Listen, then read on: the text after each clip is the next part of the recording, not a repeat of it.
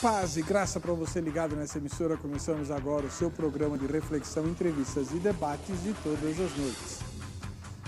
O Vejam Só dessa noite vai se debruçar sobre o ensinamento do Senhor Jesus. Está lá no Sermão do Monte, Mateus capítulo 5, em que o Senhor diz para deixarmos a nossa oferta no altar quando chegamos para adorar e nos lembramos que alguém tem alguma coisa contra nós. Esse é um ensinamento muito claro do Senhor Jesus. Deixa a sua oferta no altar, vai, reconcilia-te com Ele e tal, depois vem e apresenta a sua oferta. Como é que você entende esse texto? Do que é que Jesus está falando e o que é que Ele está ensinando? Esse texto bíblico veio à tona diante de uma pergunta que nos foi encaminhada por uma pessoa que diz que, em função de ciúmes e fofoca, ela acabou rompendo com os seus familiares, com os seus parentes. E aí ela pergunta, enquanto eu não reatar com eles, de nada adianta ir à igreja adorar, de nada adianta ir à igreja entregar meu dízimo, afinal de contas minha oferta vai ficar no altar até que haja reconciliação? É isso mesmo que o Senhor Jesus está ensinando? Se não é, o que é que Ele está ensinando? O que significa, na prática, deixar a oferta no altar? O que você responderia para essa irmã? Vamos lá. Está no ar o Vejam Só.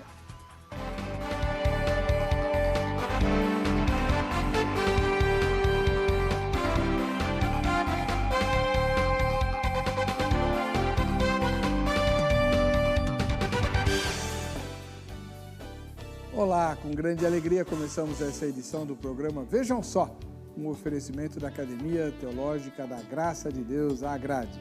E recebemos, depois de um bom tempo, o reverendo Wilson de Lima Lucena, ministro da Igreja Presbiteriana do Brasil. Paz e graça, reverendo, tudo bem? Paz e graça, reverendo, alegria voltar aqui, estar novamente contribuindo aqui com esse programa, hoje na presença do nosso amigo aí, Juliano Sócio. Alegria estar aqui. Faz tempo que o senhor não vem, né? Já até mudou de igreja? Faz tempo, faz um tempinho, alguns meses aí. Foi o tempo, no final do ano, a gente assumiu um novo trabalho de revitalização de igreja. Aonde que é? A Igreja Presbiteriana do Bom Pastor fica em Arthur Alvim, bairro Arthur Alvim, rua Dr. João Priori, 629. E uma vila chamada Vila Inhocuné. Todos são bem-vindos lá para nos visitar. Muito obrigado pela presença do senhor.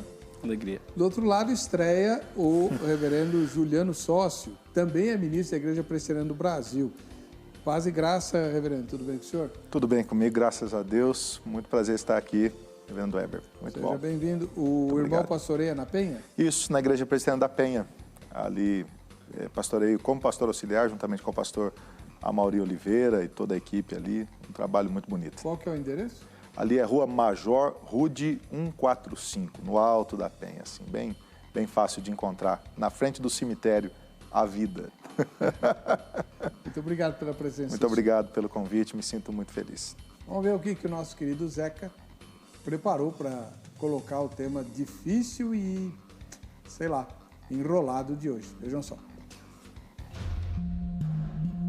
Se, pois, ao trazeres ao altar a tua oferta, ali te lembrares de que teu irmão tem alguma coisa contra ti, deixa perante o altar a tua oferta.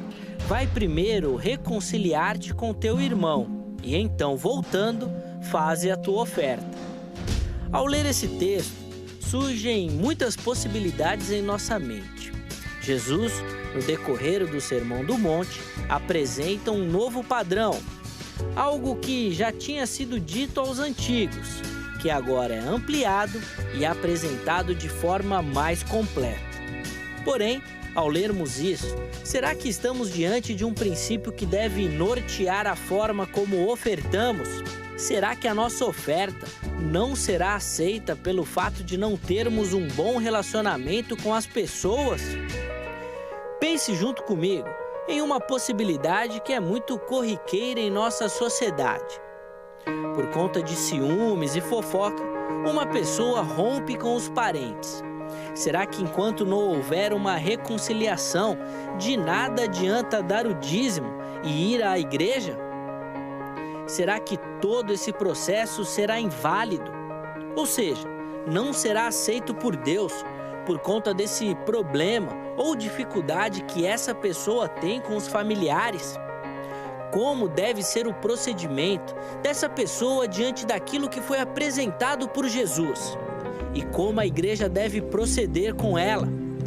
Qual deve ser a orientação? Nosso entendimento do texto parece ser muito claro. Deus espera que os que foram reconciliados pela fé em Cristo vivam perdoando, assim como são perdoados. Mais do que isso, Ele espera que o imitemos como filhos amados, tomando a iniciativa da reconciliação com o nosso próximo. Se ofendemos, devemos procurar nos reconciliar com os ofendidos, como se estivéssemos ofendido a Cristo. Se fomos ofendidos, devemos procurar nos reconciliar com o ofensor, como Cristo fez para conosco. Portanto, ofensor ou ofendido, devemos reconceber nossas relações humanas em relação a Cristo, por meio de quem Deus nos reconciliou consigo mesmo. Essa é a teoria que foi apresentada, mas como colocar isso em prática? Sabemos muito bem que as relações humanas são bem complexas e muito deturpadas pelo nosso pecado. Vamos agora iniciar então o nosso momento de reflexão. Fique ligado, o debate de hoje do Vejam Só já está no ar. O reverendo Wilson de Lima Lucena, pastor da Igreja Presbiteriana do Brasil, lá na Vila Inhocuné, que chama? Na Zona Leste de São Paulo, faz de conta que essa pessoa que nos mandou a pergunta é da sua igreja. Por causa de ciúmes e de fofoca, ela rompeu com os parentes, certo? E, à luz do texto de Mateus, o Sermão do Monte lá de Jesus, alguém disse para ela que não adianta nada ela frequentar a igreja, muito menos dar o dízimo. Deus não vai receber a oferta nem a adoração dela, porque ela está rompida com parentes, inclusive. Né? É verdade? Olha, todo texto exige contexto, né? O conhecimento do contexto, como o senhor anunciou, trata-se do Sermão do Monte de Jesus. Jesus está preparando as suas ovelhas, o reino que ele está estabelecendo. E a proposta de Jesus é andar uma milha mais, né? É mais do que a observância de Êxodo 20 ou da lei, para os filhos do reino, né, um propósito maior. No entanto, os ensinos de Jesus, os ensinos bíblicos em geral, eles requerem coisas sem deixar outras, não é? Aqui o texto de Mateus 5, 23 e 24, que é apresentado para resolver essa questão, traz alguns textos que envolvem essa ideia. Um deles que está em Mateus 5, 20, que diz: pois eu vos digo que se a vossa justiça não exceder a dos escribas e fariseus, de modo nenhum entrareis no reino dos céus. Então, para os filhos de Deus, precisa ser mais intenso, mais do que simplesmente observar a lei, não é? Então, é esse o convite que está sendo feito por Jesus. Por outro lado, ele vai ensinar em Mateus 23, 23 e 24, sobre a questão dos dízimos, quando ele diz lá para os escribas e fariseus, ele diz assim: ai de vocês, mestres da lei, fariseus hipócritas, vocês dão o dízimo da hortelã, do endro e do cominho, mas têm negligenciado os preceitos mais importantes da lei, a justiça, a misericórdia e a fidelidade. Vocês devem praticar estas coisas sem omitir aquelas. Então, o princípio de Jesus faz o melhor, faz bem feito, mas não deixa de fazer as outras. No caso específico, o meu conselho continua assim, entregando seus dízimos, porque é bíblico, continua indo à igreja e também vai tratar dos seus relacionamentos, porque Jesus quer o melhor de nós como filhos do seu reino. Esse foi o reverendo Wilson de Lima Lucena. Vamos ouvir agora o reverendo Juliano Sócio, também da Igreja Presbiteriana do Brasil. Aliás, eu quero agradecer a oportunidade de ter o senhor aqui pela primeira vez. É um prazer. Normalmente nós trazemos pessoas de denominações diferentes ou de tradições diferentes, um histórico e um pentecostal, para vermos os contrastes. Mas nem sempre é possível porque há imprevistos. Né? É verdade. Muito obrigado pelo fato do senhor ter visto. Obrigado, pastor. É um privilégio e já tomo isso como assim, uma grande gratidão poder estar aqui com vocês e contribuir com esse tema. Né? Como é que o senhor entende que deveria ser a resposta para a pessoa? Eu penso assim, todo o ensino bíblico ele parte do pressuposto da narrativa. Né? É preciso entender a Bíblia como uma narrativa. Né? A narrativa do contexto ali, tanto da situação da pessoa, como a narrativa do contexto do texto em questão aí. Né? Jesus está no meio do Sermão do Monte, ele está iniciando o Sermão do Monte. Né? Bem-aventuranças. Termina as bem-aventuranças, ele vai falar que a igreja deve ser, os discípulos devem ser sal da terra e luz do mundo, se não me falha a memória, e logo depois ele começa a fazer a releitura dos mandamentos. Então, o mandamento que está em questão aí, como pano de fundo dessa questão do dar a oferta ou não, é o mandamento do não matarás. Então, não matarás é o contexto anterior. Não matarás como? Do ponto de vista do diálogo, Jesus está combatendo os fariseus nesse momento. Os fariseus, os falsos religiosos, aqueles que têm como base o cumprimento de uma lei literal. Então, qual era a questão que Jesus combatia? Para os fariseus e para os judeus literais que levavam a coisa na hipocrisia, eles cumpriam o mandamento quando eles simplesmente não matavam ninguém. E Jesus está ampliando a questão. Ele está dizendo, vocês matam as pessoas no coração de vocês. Vocês matam as pessoas quando vocês deixam de conviver com as pessoas. E eu acho que a grande questão que está por detrás disso aí, que Jesus está evocando se você não for meu discípulo, de fato não adianta você trazer seu dízimo e a sua oferta. De nada adianta. Do que adianta uma religiosidade que apenas cumpre o rito? Essa que é a grande questão ali. Então, se essa moça ou essa mulher, no caso, né, fingindo aqui que fosse uma mulher que tivesse abandonado a família por ciúmes e por contendas e por fofocas, a primeira pergunta que eu faria é, você é discípulo de Jesus? Porque se a pessoa não for discípulo de Jesus, eu diria, não dê seu dízimo, não adianta. Você precisa primeiro entregar o seu coração a Cristo. Você precisa primeiro entender quem é Cristo na sua vida, consertar a sua vida com Deus, consertar os seus relacionamentos e aí sim ter uma vida com a igreja. O contrário nem sempre funciona. Bom, daqui a pouquinho a gente vai espremer os dois pastores aqui para a gente saber exatamente, porque até agora foi muito professoral, muito pastoral, né? Vamos lá.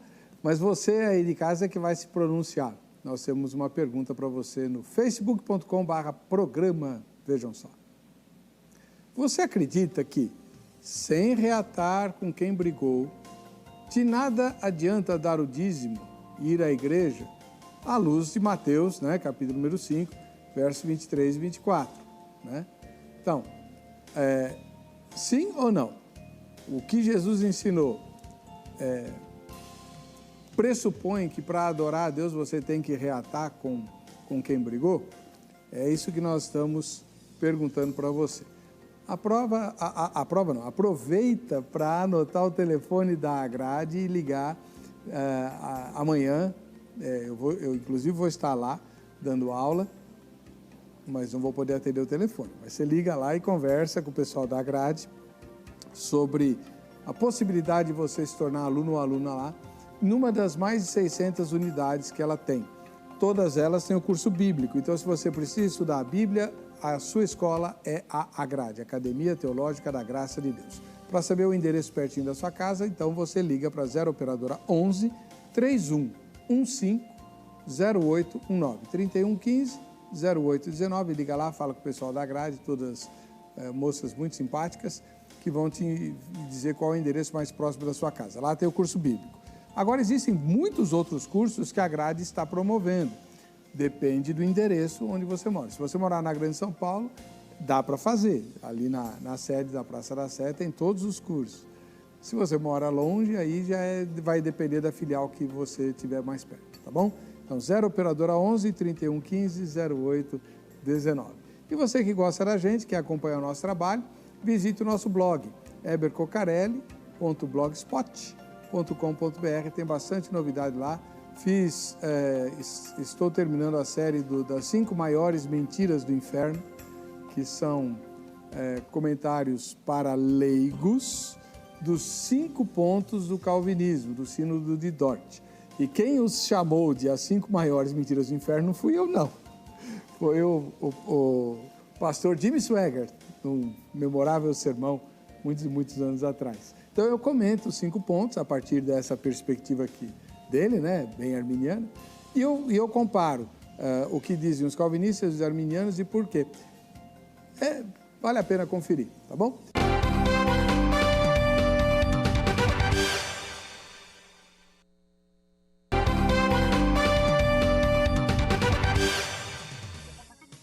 Esse é o momento do programa que eu mais gosto, porque a gente fica se conhecendo, né? Você manda sua foto ou seu vídeo, prefiro o vídeo, porque a gente ouve a sua voz e fica sabendo o que você pensa também, né? É só postar no facebook.com/programa Vejam Só, tem presente, a gente vai sortear foto e vídeo agora no comecinho de setembro. E o presente, dia 1º de setembro, acho que é domingo. Mas agora, no começo de setembro, a gente faz o sorteio e o presente é o kit do Shopping do Povo, né? É a Bíblia com infográficos lá da Sociedade Bíblica do Brasil, a Bíblia visual, e o livro Pais Modernos, Valores Eternos, tá? Então manda aí, dá tempo. É só postar no facebook.com/programa Vejam Só, tem as instruções, no próprio Facebook tem as instruções para você fazer seu vídeo ou sua foto, tá bom? Vamos lá, hoje a primeira foto vem lá de Rio Branco, no Acre. Puxa vida, não cheguei nem perto do Acre até hoje. O Paulo Andrade assiste ao programa lá e quem o fotografou foi a Francineide, que daqui a pouco a gente vai conhecer também. Valeu, Paulo, um grande abraço para você e para a Fran. Em Piracicaba, no interior de São Paulo, Carlos Alberto, né? E quem bateu a foto do Carlos Alberto, olha que foto bacana, foi a Magali Almeida, né? Deus abençoe tanto a Magali quanto o Carlos Alberto. Em Bento Ribeiro, no Rio de Janeiro, o Edson acompanha o Vejam Só. Então, ó, Edson, vou aproveitar o seu exemplo para falar para o pessoal. Quando você for fotografar ao lado da TV, não apaga a luz da sala, deixa a luz acesa, porque senão a luz da televisão e aquele cara chato e feio que está ali atrás vai ofuscar quem deveria aparecer, que é, no caso, o Edson, lá de Bento Ribeiro, no Rio de Janeiro. Mas valeu, Edson, grande abraço. Em Alagoas, na capital, Maceió, o José Gomes. Tá vendo? Ó, com a luz acesa fica bem melhor. Ó. Viu só? Grande abraço, José Gomes. Um dia eu vou passar em Alagoas e a gente se vê. E agora a gente vai conhecer a Francineide, que fotografou o marido, Paulo Andrade, lá em Rio Branco, no Acre. E agora ele é que fotografa a esposa, né? Obviamente no mesmo lugar, né? Rio Branco, no Acre. Deus abençoe vocês, um ósculo santo. Mas daqui a pouquinho a gente vai ver o vídeo que veio lá de Santa Helena, no Maranhão. O Alan Silva mandou e a gente vai ficar sabendo qual foi o recado dele. Bom, Reverendo Wilson de Lima Lucena. Vou fazer a pergunta e depois eu quero a mesma resposta do pastor Juliano.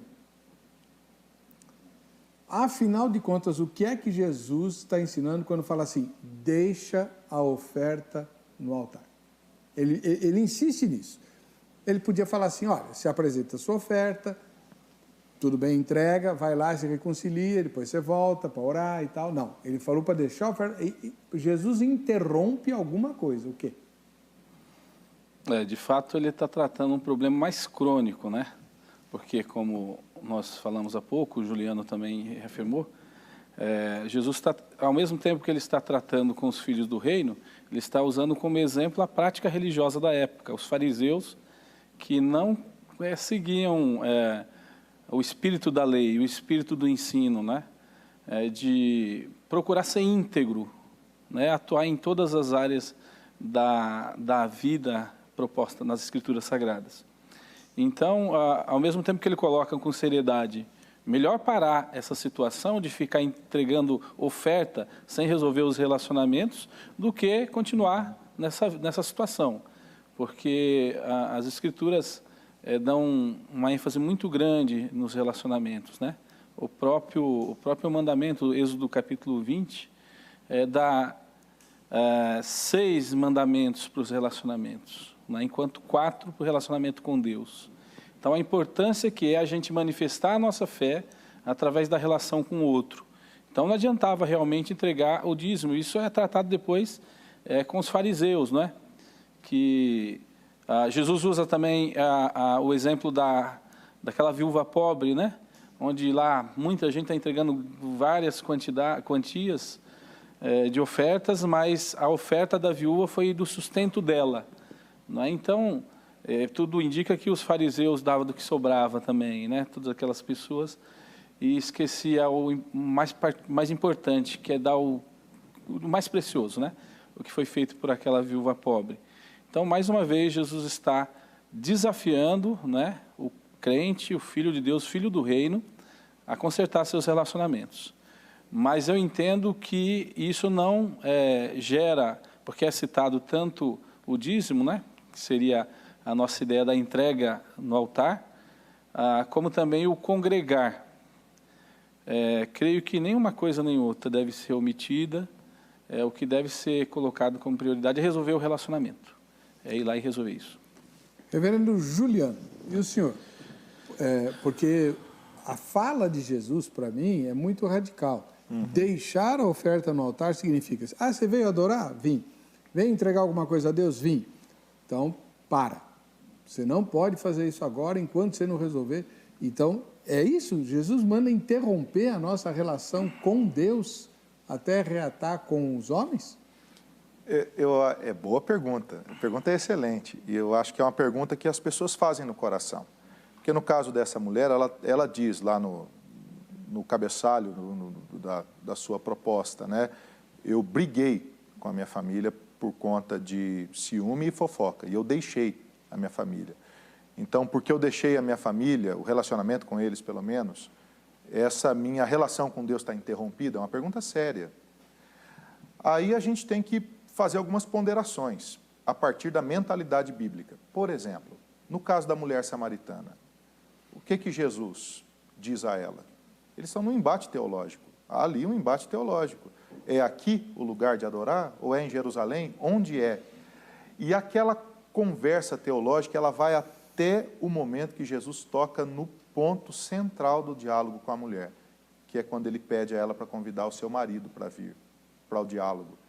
E ela diz, eu não tenho marido. E Jesus diz, você falou bem, porque você já teve 5 e esse que você tem não é o seu marido.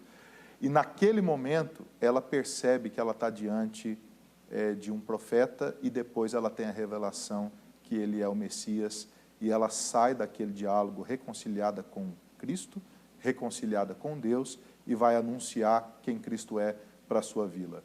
Eu penso assim, que a ética do reino de Deus, ela combate essa ética do mercado. As pessoas hoje, elas olham muito para a relação com Deus a partir do mercado. Eu vou dar alguma coisa para Deus e Deus vai me dar alguma coisa em troca.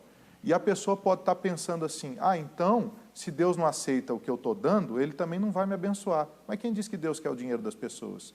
O que Deus quer é o coração. E essa relação da oferta, ela é muito mais ampla que a relação monetária. O que Jesus está dizendo ali é, eu quero me relacionar com você, não com o que você faz por mim. Então é sim importante que você pare, reflita, resolva a sua vida comigo e com as pessoas que você ofendeu, e aí você volte e então tenha um relacionamento pleno comigo. E aí sim, vai incluir toda a prática religiosa. É claro que o dízimo é bíblico, é claro que a comunhão com a igreja é bíblica, é claro que todas essas são práticas saudáveis, bíblicas e cristãs, mas isso não tem a ver com a troca, isso tem a ver com um coração totalmente rendido a Cristo. Bom, agora a gente tem que entrar na questão bem prática, né? Se é para reatar, Reverendo Lucena, provavelmente essa pessoa que nos escreveu foi vítima dos ciúmes e da fofoca. E aí, ela deixa isso para lá e reata, porque senão Deus não vai se relacionar com ela? Não depende só dela. É verdade. O caso específico da pergunta, né, é que ela está querendo resolver um problema que pode não ter sido originado por ela própria, né? Então, ela quer continuar servindo a Deus apesar deste acontecimento. E a Bíblia fala que se depender de nós, de vós, tende paz com todos os homens. Mas tem hora que não depende. Nós temos que conceber na prática essa possibilidade agora aqui, não é? E mais uma vez eu vou insistir. Por isso deve continuar com as suas entregas, né, de ofertas e dízimos, com a sua prática de congregar, porque isso também vai ajudar a buscar orientação, serenidade, né? Nos ensinos da palavra de Deus, nas orientações dos servos de Deus, né, que estarão transmitindo, né, a palavra para essa irmã, para que ela tenha força e momento ideal para tentar trabalhar esse relacionamento. Então, pensando por esse viés, de que ela não foi a causadora dessa situação, mais ainda eu vou afirmar a minha tese, de que ela deve continuar entregando seus dízimos, congregando e esperando o momento ideal, que me parece ser uma crente preocupada, de reatar o seu relacionamento, pedir para Deus isso, né, oportunidade para reatar o relacionamento. É fácil fazer isso? Então, a gente parte desse pressuposto que somente um coração totalmente prostrado a Cristo consegue. Porque aí entra uma outra questão, né? A questão é o perdão. E o perdão, ele nem sempre funciona no sentido de resolver a questão relacional. Ela resolve a questão do seu relacionamento com Deus e não muitas vezes do seu relacionamento com a outra pessoa. Porque, como disse aqui o pastor Wilson, e se a pessoa diz, não, eu perdoo de fato a minha família, mas o ciúme não deixa de acontecer pelo outro lado, e a fofoca não deixa de acontecer pelo outro lado, ela continua convivendo com isso? Ela volta para o relacionamento, mas com uma postura agora diferente? Eu também concordo com o que disse o pastor Wilson. Eu acho que não deve parar a prática se a questão for essa. Se for uma pessoa com o coração totalmente devoto à palavra de Deus e em Cristo agora. Se for uma relação, como Cristo está tratando ali, no contexto do texto em questão, que a pessoa está entregando a oferta por uma religiosidade, aí eu diria, de fato não é essa a questão. Você precisa voltar e resolver. Agora é fácil resolver? Claro que não. Bom, deixa eu pegar algumas opiniões aqui já postadas no Facebook. A primeira é do Silvano Andresso. O maior erro do filho pródigo foi sair da casa do pai. Mesmo com o defeito de não reatar, a pessoa tem que continuar indo para a igreja, pois ali ele vai ouvindo a palavra, daí a palavra vai trabalhando no coração dele, né? Então, o que o Silvano está dizendo é que se ele sai da igreja, se ele para de ir à igreja porque está abrigado, ele vai acabar como filho pródigo, né? Vai se afastar. O senhor concorda, reverendo?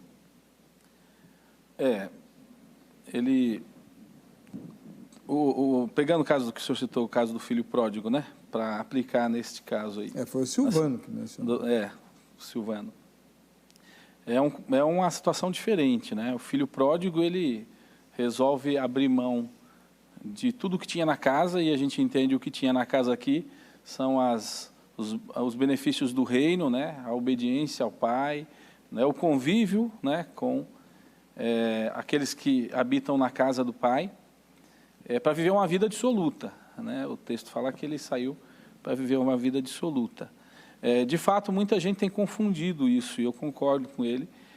Nessas horas em que há um problema ali, em qualquer área da fé, da vida cristã, ele acaba achando melhor deixar as outras coisas, né? Porque não é digno, porque estaria sendo hipócrita, né?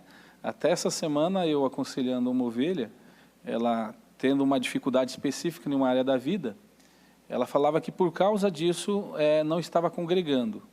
E eu falei para ela que era importante que ela congregasse, para que ela obtivesse forças, além da sua vida devocional, de leitura, de oração, para poder enfrentar aquela situação, enfrentar a situação conforme a Bíblia ensina. Então, essa opção de deixar as coisas de Deus para viver uma vida tem sido uma opção muito ruim para muita gente. E talvez... exatamente, o problema está em usar o texto de Mateus 5 no caso específico da nossa irmã que teve esse problema de relacionamento. Não encaixa, porque ali é o exemplo dos fariseus, é o exemplo dos filhos do reino, que não podem ser como os fariseus, tem que andar a segunda milha, tem que ser mais íntegro em todos os princípios da palavra. Jaqueline Oliveira Machado. O perdão é a essência da obra de Cristo e essa obra em nós deve nos fazer agir de forma misericordiosa. Vejo que quem pratica a lei e obras, mas não ama, não perdoa e não age com misericórdia, está fazendo algo tolo e vazio, assim como Paulo discorre em 1 Coríntios 3. Observação. Não entrando no mérito do dízimo, ser bíblico ou não, mas no exemplo da norma instituída. Né? Então, o que a Jaqueline está falando está meio na direção do que vocês têm mencionado aqui. O importante é agir com misericórdia, amor e tal. Agora, reverendo, a gente é prático, a gente sabe que na igreja há muitas disputas, querelas, rivalidades, a inveja, ciúmes, né, porfias, um monte de obras da carne estão presentes lá entre a igreja. Então, se a gente levar a sério esse texto, ninguém pode adorar, porque a gente não vive assim uma irmandade, né? Ou vive? Eu penso assim, se a gente pensar biblicamente nessa questão, trazendo atenção para um outro texto que me veio à mente, o 1 Pedro, no capítulo 3, quando Pedro está instituindo a relação entre marido e mulher. O que ele diz lá? Ele diz, a mulher, quando ela tem um marido que não obedece à palavra, ela ganha o marido pelo silêncio, ou seja, o seu testemunho vai proclamando o evangelho. E quando o contrário acontece, ou quando o homem perde a paciência com a mulher, lá no final desse bloco, o texto diz assim, que os maridos devem amar as esposas, tratar a esposa com respeito, para que não lhes sejam interrompidas as orações. Então, olha que coisa séria. O marido pode ter as suas orações interrompidas? Claro que pode, Deus pode não ouvi-lo, se ele tratar mal a sua esposa. Então, muitas vezes a gente vive num período histórico complexo e difícil do ponto de vista sociológico. Por quê? Porque a gente prega muito a misericórdia de Deus e se esquece da verdade, da justiça de Deus. Então, na minha opinião, não há para o discípulo de Jesus outra opção que não seja o perdão. Agora, é fato que o perdão não existe? Isso é fato por causa da nossa humanidade, é só olhar para o contexto da igreja, esse texto mesmo citado, da igreja de Corinto, é só a gente prestar atenção no texto bíblico, vai perceber que esses conflitos sempre existiram. Agora, Jesus deixa outra opção? Não. E qual é a metodologia de Cristo? É sempre agir a partir da graça, da misericórdia e da justiça. Ambas andam juntas. Vamos ver então agora o vídeo do Alan Silva. Ele mora lá em Santa Helena, no Maranhão. Vamos ver o que ele tem a dizer. A paz do Senhor, vejam só. O meu debate para vocês é: por que as igrejas hoje, a maioria prega gritando, se Jesus ele não pregava assim? O meu debate é esse. Fica na paz, Deus abençoe a todos. Um abraço. Seu Alan. Tá. O grande drama é que, de fato, o Alan tem razão. Tem um monte de igrejas que respondem a processo por violação da lei do silêncio, né? Isso é um absurdo. Aí, geralmente, fala assim, mas ninguém reclama do baile, ninguém reclama né, do bar. Reclama, sim. Mas nós temos que ser sal da terra e luz do mundo, não deveríamos causar problema nenhum. Mas a gente vai pensar, tá, Alan? Vamos para o intervalo, voltamos já.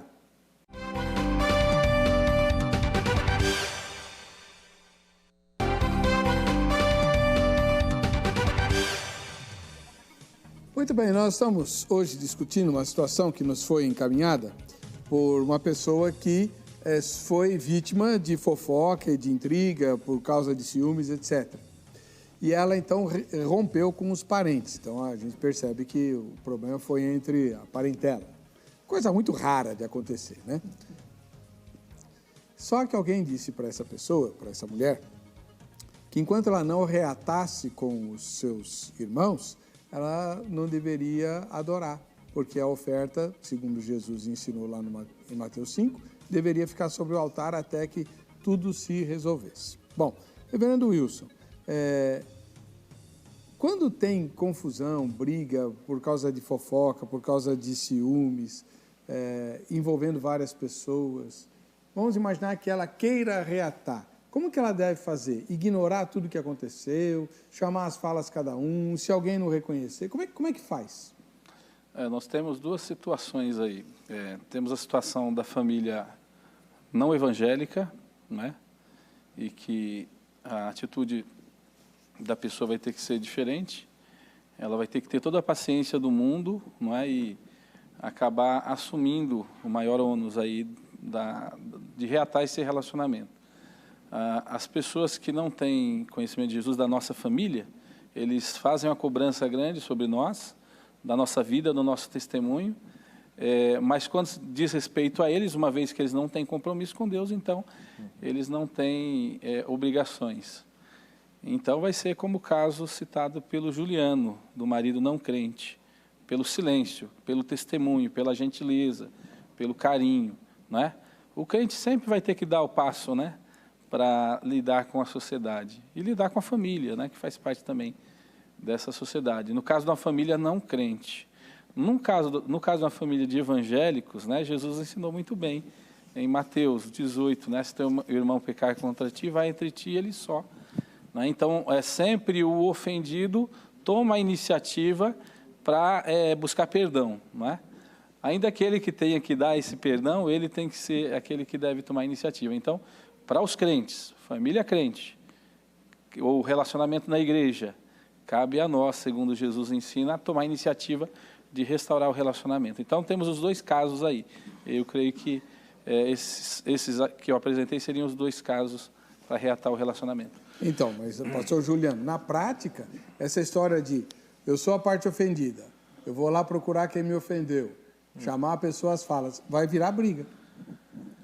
Pode ser que sim, pode ser que não. Depende do motivo do coração e depende da aproximação. Está pensando aqui. Existem, talvez, algumas ofertas na Bíblia que não são aceitas por Deus.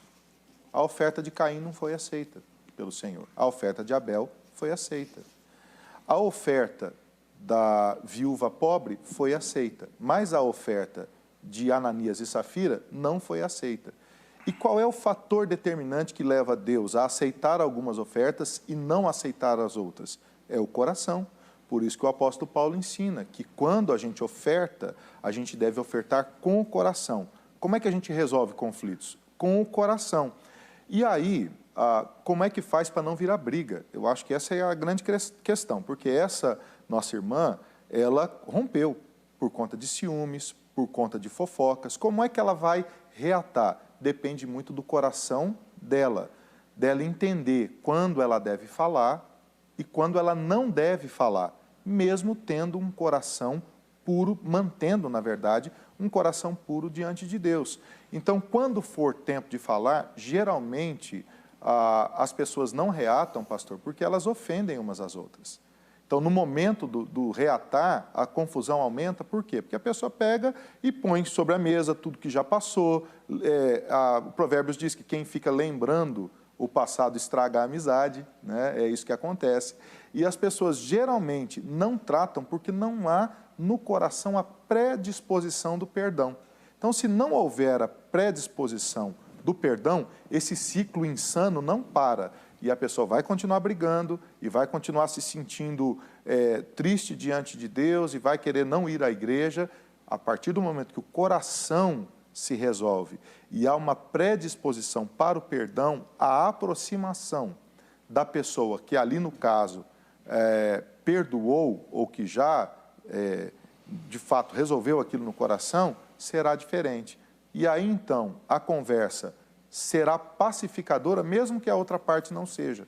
Mesmo que continue a vir ofensa da outra parte, do coração daquele que foi pacificado pela palavra de Deus, sempre haverá perdão. Vamos lá, vamos continuar com as opiniões dos telespectadores. Ana Maria de Araújo, ela publicou o seguinte: de nada adianta no sentido de que tudo que se faz deve estar debaixo de autoridade, obediência. É um mandamento, amar ao próximo como a ti mesmo. Então, tudo bem que ser feito de modo a agradar a Deus, e Ele não deseja que vivamos em desavenças, em desunião. Tem o Salmo, acho que é o Salmo 117, né? Que é bom, né? Que os irmãos vivam em união e tal. Mas a gente briga muito. Não briga na igreja? Infelizmente, nós somos seres em transformação, né? Nós estamos na igreja porque Jesus, o cabeça da igreja, vai moldando a nós como corpo, né?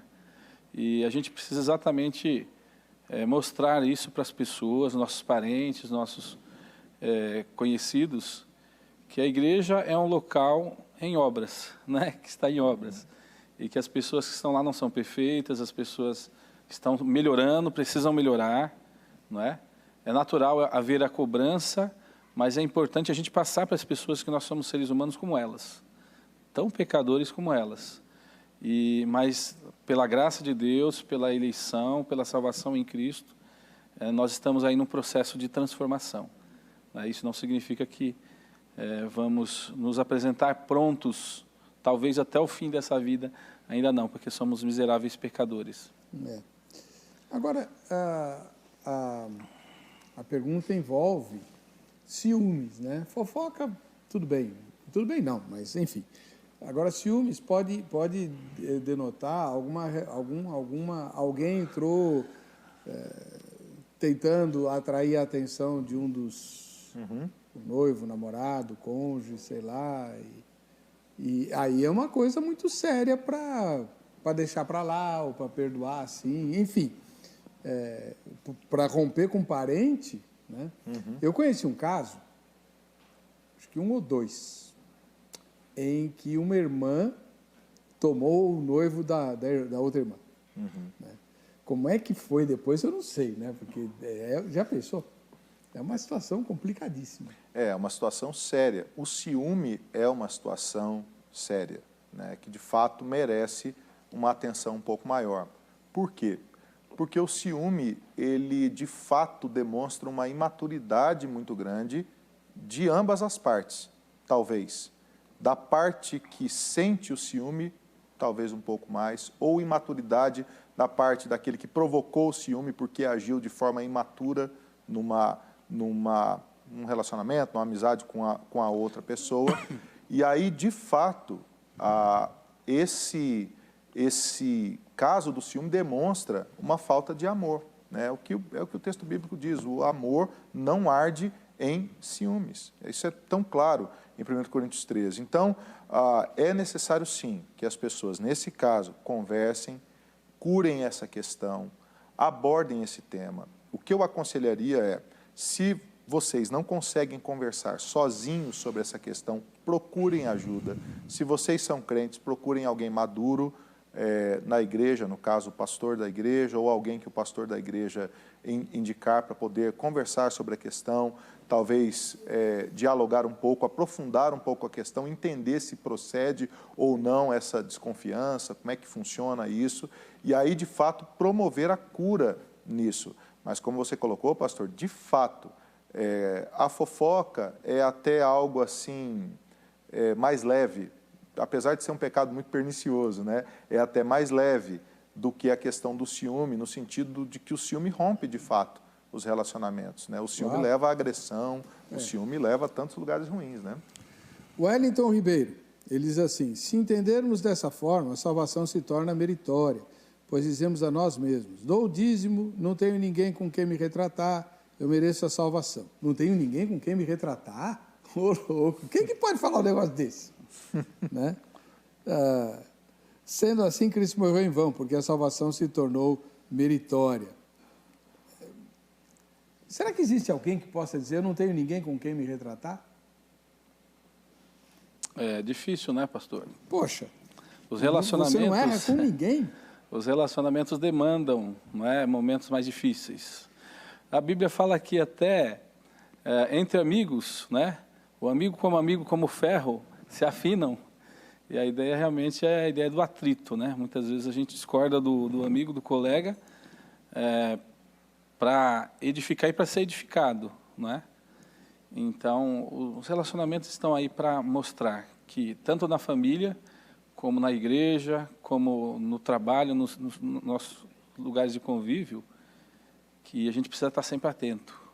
Porque, às vezes, uma palavra que a gente fala, não de forma branda, nós podemos provocar a ira do outro, né?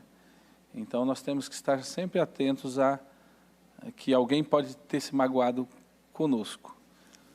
Antônio Rodrigues, de nada adianta se você não amar o próximo em espírito e em verdade, sem nenhuma falsidade. Se você não consegue amar o seu próximo, como você vai amar a Deus se não consegue amar o próximo? Ele está invocando os textos de 1 João, né? Agora, vamos imaginar, pastor, que essa mulher, essa moça, não conseguiu, sei lá, pode ser uma coisa muito grave, uma parenta dela lá começou a dar em cima do noivo dela, e aí ela teve que romper com todo mundo, porque teve fofoca, papapá, bom, enfim. E ela não tem, assim, o coração tão puro como o senhor está descrevendo aí, né? Então ela vai levando a situação. A relação dela com Deus vai se quebrar? Então, essa é uma pergunta muito importante. Por quê? Como colocou a pergunta o rapaz anterior aqui que escreve, né, o senhor que escreve a pergunta ali de uma forma interessante, Antônio Rodrigues. O Antônio Rodrigues, ele diz o seguinte, que então se eu não consigo amar a Deus, se eu não consigo amar o meu próximo que eu vejo, como é que eu vou amar a Deus a quem eu não vejo? E muitas vezes a nossa tendência é olhar para esse texto com legalismo. Dizer assim, então não vale. Então se eu não consigo amar o próximo, não vale. Eu creio que daí sim a salvação seria meritória. Esse aqui é o ponto. Porque eu não tenho relacionamento com Deus porque eu alcancei esse estágio. Senão isso não seria bíblico, não seria eu confiando nos méritos de Cristo, ou naquilo que Cristo fez, ou na obra de Cristo que de fato me alcançou. O fato é, eu preciso amar as pessoas, mas às vezes não consigo. Eu preciso perdoar as pessoas, mas às vezes não consigo. Eu preciso, de fato, resolver, como essa moça, ela precisa resolver a questão do ciúme, resolver a questão da fofoca, mas ela olha para o seu próprio coração e muitas vezes diz, eu não consigo. O que ela faz? Ela precisa confiar em Cristo. Eu creio que é o contrário. Eu creio que nesses momentos em que a pessoa se vê fraca e pecadora e necessitada e impura diante de Deus, é nesse momento que ela chegou no estágio mais importante da sua vida, quando ela pode, então, confiar na graça, confiar no amor de Deus, e há espaço, sim, na graça do Senhor, para que ela possa recomeçar do ponto que a vida dela tenha quebrado. De onde quebrou, pode começar, a graça de Deus sempre vai encontrar um espaço para o recomeço. Bom, vamos lá para a Crentolândia. Se há alguma coisa que crente entende é de fofoca, briga e perdão. Vamos lá. Lá em Mateus 5, Jesus fala que se a gente vai dar oferta e lembra que tem uma ofensa com alguém, a gente tem que deixar a oferta no altar e ir se acertar com essa pessoa. Pensando no seguinte caso de uma pessoa que por conta de fofoca, de ciúme, brigou com a família, se separou da família. Se ela não se acertar com os familiares, ir à igreja, dar o dízimo, dar oferta, tudo isso será em vão? Eu acredito que sim, né? Porque a comunhão com a família tem uma importância muito grande, né? Então, acredito que não vai adiantar ele ofertar, dizimar, estar em dissensão, em contenda com a sua família. Então, acredito que a comunhão dentro de casa, né, da família, do esposo, com a esposa, com os filhos, tem uma importância muito grande e até mesmo com os irmãos. Então, acredito que o que vale aí é a comunhão e a união. Segundo a palavra que Jesus fala que se a gente tiver essa questão aí com a pessoa, a gente tem que primeiro se reconciliar para depois oferecer a oferta para ser aceita, né? Acho que a Bíblia é clara quanto a isso. Acho que o dízimo a gente dá por gratidão. Acho que a pessoa pode dar o dízimo e tudo mais, mas o coração dela tem que estar resolvido com a família dela para que isso seja algo realmente, de fato, que ela se agrade e tudo mais, né? Agora a questão da oferta é algo muito polêmico, né? Se aceita ou não aceita, aí teria que estudar um pouco mais e as bases bíblicas para poder ter um debate um pouco mais pautado na palavra de Deus, né? Essa resposta eu não entendi. Tudo bem, tá bom. Né? Vamos lá. A Ana Carolina Cunha da Silva. Liberar perdão é uma coisa. Agora, ninguém é obrigado a conviver com quem te fez mal, não é? Não tem que perdoar 70 vezes 7? Como é que eu vou perdoar 70 vezes 7 alguém se na primeira ou na segunda ofensa eu já me recolho, aí a pessoa nem tem como me magoar mais vezes para eu ter que perdoar? Nós temos casos de crentes, né, pessoas que estão na igreja, são membros da igreja, e elas dizem que na questão relacional elas têm os seus limites, né? E que se a pessoa trata mal, ela trata mal também. E que se a pessoa contrariá-la, ela vai pagar com a mesma moeda. Para mim, são pessoas que não foram totalmente transformadas. Mas nós temos casos de pessoas assim, nós temos que contar com essa realidade. Essas pessoas, eu diria que precisam ter um encontro real com Jesus Cristo, né, e tomarem uma decisão, porque a palavra de Deus precisa atuar em todas as áreas da vida da pessoa. E na área do relacionamento, se não atuar, a grande área, grande parte da vida está aí na convivência. Mas, reverendo Juliano, o reverendo Wilson saiu pela tangente. Vamos lá. Essa ideia muito popular de que eu tenho que perdoar. Ok, não vou guardar mágoa, mas eu não tenho que manter o relacionamento com quem me prejudicou. Mas se eu não mantiver o relacionamento com quem me prejudicou, essa pessoa nunca vai ter chance de me prejudicar de novo e eu não vou chegar nos 70 vezes 7. Então, a fala de Jesus cai no vazio. Eu posso romper o relacionamento se eu não guardar mágoa ou eu tenho que manter o relacionamento? Essa é outra pergunta boa, porque assim, ela é muito prática, né? Geralmente as pessoas usam isso como uma desculpa, para dizer assim, eu não quero conviver com fulano, ele me magoou, então estou fora e não vou conviver com ele, né? Ou com ela, não quero conviver mais. Por quê? Porque me desagradou, porque a pessoa é chata, porque eu não gosto da pessoa, enfim, esse pode ser um ponto infantil do não conviver com o outro. Existe um outro ponto que é mais grave, um pouco, quando você tem relacionamentos que são abusivos, né? Então, vamos supor que num caso de ciúmes, houve agressão física, houve ameaça de morte, houve tentativa de homicídio, eu não sei, houve um caso criminal, né? Que até a justiça, muitas vezes, determina que as pessoas não convivam. Aí, nesse caso, em casos mais extremados, mesmo que você perdoe no coração, é bom que não se conviva, por conta do entorno que está, dos perigos que estão ali, né? Agora, isso são casos extremos. O que não é fato em todos os momentos. Na maioria dos casos, as pessoas deixam de conviver por coisas infantis.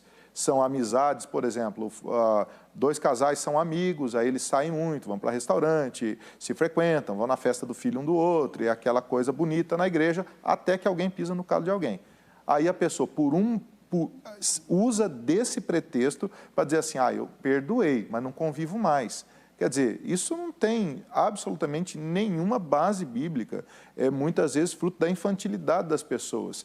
E da pessoa abrir mão também daquilo que acha que está certo para se dobrar aquilo que a Bíblia acha que está correto e assim voltar a conviver de maneira saudável, né? Esse é o meu entendimento da questão. Tem direito à réplica? Tá, pode falar, rapidinho que nosso tempo acabou. Só para dizer que não tem que buscar restaurar o relacionamento, sim, né? A palavra de Deus julga muito importante o perdão. Então, só aqui eu fui meio tangente antes, agora eu quero arquivar. Tem que buscar a restauração. Nós conversamos com o reverendo Wilson de Lima Lucena e com o reverendo Juliano Sócio. O reverendo Wilson está na igreja presbiteriana de Vila Nhocuné e o reverendo Juliano na igreja presbiteriana da Penha. Ambos na Zona Leste, né? Vamos lá, ambos Zona Leste. Zona Leste de São Paulo. Muito bom. Vamos ver o resultado da enquete? Então, você acredita que, sem reatar com quem brigou, de nada adianta dar o dízimo e ir à igreja? 71% disseram que sim, 29% disseram que não. E se você quiser falar com os convidados, o contato deles está no Facebook. A gente se vê no próximo Vejam Só.